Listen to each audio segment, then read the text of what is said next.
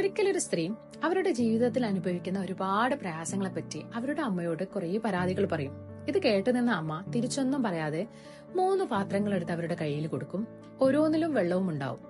ഇതിൽ ഓരോന്നിലും ഇടാൻ വേണ്ടി ഓരോ സാധനങ്ങൾ കൊടുക്കും. ഫസ്റ്റില് എഗ്ഗ് കൊടുക്കും, second carrot, third coffee powder. ഇത് ഓരോന്നും തിളപ്പിച്ച് കഴിയുന്ന സമയത്ത് അമ്മയോട് പറയാൻ പറയും. അങ്ങനെ ആ സ്ത്രീ തിളപ്പിച്ച് അതിനുശേഷം അമ്മയെ വിളിക്കും. അമ്മ ചോദിക്കും, ഇതിൽ വല്ല മാറ്റങ്ങളും സംഭവിച്ചോന്ന് ചോദിക്കും. അപ്പം ആ ഒരു സ്ത്രീ പറയും, ഫസ്റ്റ് എഗ്ഗ് ഉള്ളിൽ വളരെ സോഫ്റ്റ് ആയിരുന്നു, ബോയിൽ ചെയ്തപ്പോൾ വളരെ ഹാർഡായി മാറി. എന്നാൽ ക്യാരറ്റ് വളരെ ഹാർഡായിരുന്നു, ബോയിൽ ചെയ്ത സമയത്ത് വളരെ സോഫ്റ്റായി മാറി.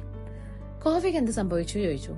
കോഫി പൗഡർ പ്രത്യേകിച്ചൊന്നും സംഭവിച്ചില്ല, പക്ഷേ ഒരു കളറും ഒരു നിറവും ഒരു സുഗന്ധവും ഇല്ലാത്ത വെള്ളത്തിൽ കോഫി ചേർന്ന സമയത്ത് വളരെ സ്മെല്ല്, അതേപോലെ വളരെ ടേസ്റ്റ് ആയിട്ട് മാറി. അപ്പൊ അമ്മ പറഞ്ഞൊരു കാര്യമുണ്ട്, ഇതേപോലെയാണ് മനുഷ്യൻക്ക് മാറാൻ പറ്റുക. ഒന്നെങ്കിൽ നമ്മൾ പറയില്ലേ, പണ്ട് ഞാൻ ഭയങ്കര ഉഷാറായിരുന്നു, ഭയങ്കര പാർട്ടിസിപ്പേറ്റ് ചെയ്യുന്ന ആളായിരുന്നു, ഭയങ്കര ടോക്കറ്റീവ് ആയിരുന്നു, ഇന്ന് ഞാൻ ഇൻട്രോവേർട്ടായി, ഇന്ന് ഞാൻ ഡിപ്രഷനിലേക്ക് മാറി എന്ന് വെച്ച് കഴിഞ്ഞാൽ ക്യാരറ്റ് പോലെ ആയി മാറി എന്ന് പറയും.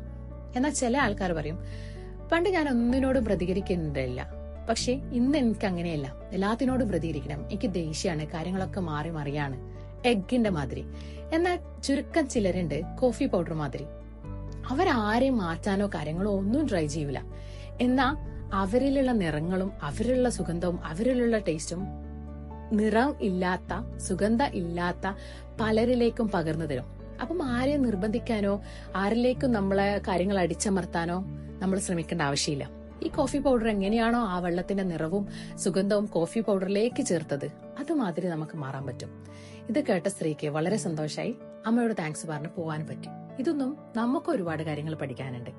അപ്പം happy success life, keep going.